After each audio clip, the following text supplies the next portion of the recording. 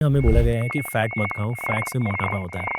1977 से 2010 तक अमेरिकन्स ने फैट कम किया, बट ओबेसिटी उनकी डबल हो गई। ये साइंस नहीं थी, ये सेल्स की एक स्ट्रैटेजी थी। जिन लोगों के डाइट में हेल्दी फैट्स सबसे ज़्यादा होते हैं, उनकी gut health actually. Hello friends, मैं हूँ डॉक्टर अज़हर। याद है जब जगह-जगह लो फैट का क्रेज़ हुआ करता था, low fat biscuit, fat free दही, एग यॉक से डर लगना। तो एक शॉकिंग फैक्ट के बारे में बात करना चाहता हूँ। जिन लोगों के डाइट में हेल्दी फैट्स सबसे ज़्यादा होते हैं, उनकी गट हेल्थ एक्चुअली ज़्यादा बेटर होती है। Yes, more diverse microbiome, better digestion, कम ब्लोटिंग, रिड्यूस इन्फ्लेमेशन। फिर भी हमें बोला गया है कि फैट मत खाओ, फैट से मोटापा होता है। पर क्या ये सच है? What is the science behind this marketing thing?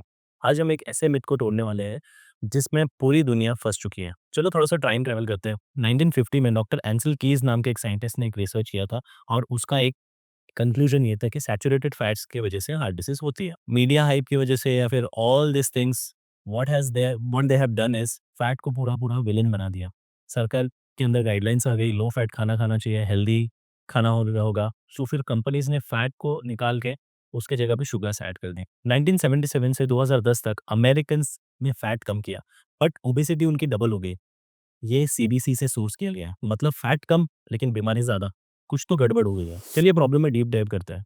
आप समझते हैं कि सिंपल स्टेप्स में कि what is fat, what is the role of fat in our health. Fat जब हम इंजेस्ट करते हैं, बाइल उसको डाइजेस्ट करता है। प्रीवियस वीडियो में हम लोगों ने देखा था कि how the bile is helping in digestion of the fat. Fat आता है, बाइल उसको ब्रेक डाउन करता है, फैटी एब्जॉर्प्शन होता है and lot of important minerals और lot of important vitamins are also getting absorbed along with that fat. Fat and bile का mixture bile digestion के लिए ज़रूरी होता है। फैट अगर नहीं रहेगा डाइट में तो बाइल रिड्यूस हो जाता है एंड न्यूट्रिशन का एब्जॉर्प्शन भी कम हो जाता है। फैट एब्जॉर्प्शन या फिर फैट डिपेंडेंट जो विटामिन्स रहते हैं वो भी रिड्यूस हो जाते हैं।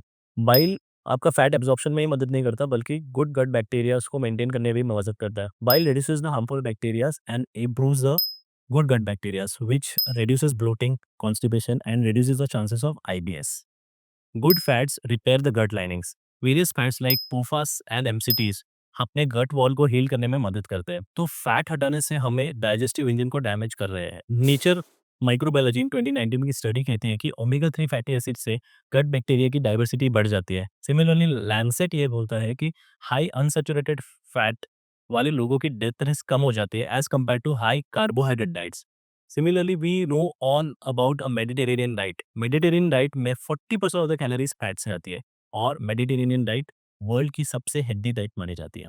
और लो फैट डाइट्स उससे क्या होता है? Insulin resistance, sugar cravings, poor digestion, bloating etcetera etcetera. Real data and real damage. जब लो फैट डाइट का क्रेज था तब गट हेल्थ वर्स कैसे हो गई? हमने देखा कि घी, एग्स, कोकोनट ऑयल इन सबको हमने विलन बना दिया।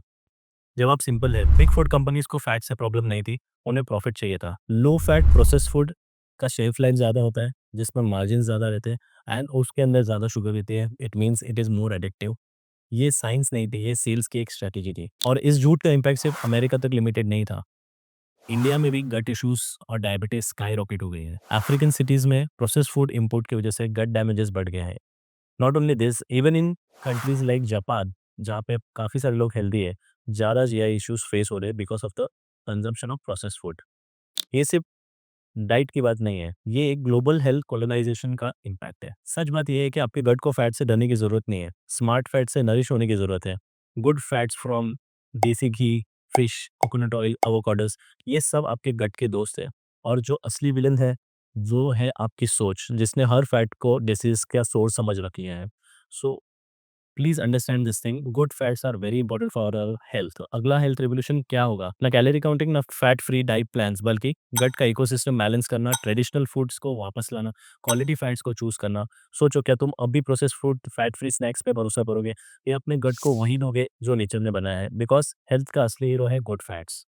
अगर तुम्हें आज कुछ नई सीख मिली है तो कमेंट करो, क्या तुम भी फैट फ्री डाइट ट्राई करना चाहोगे? लाइक करो अगर तुम रियल फूड बिलीव करते हो, सब्सक्राइब करो मेयर वाइटर्स को, जहां हम लोग साइंस बैक चीज़ों को प्रमोट करते हैं, मिथ्स को बस्ट करते हैं। Thank you so much.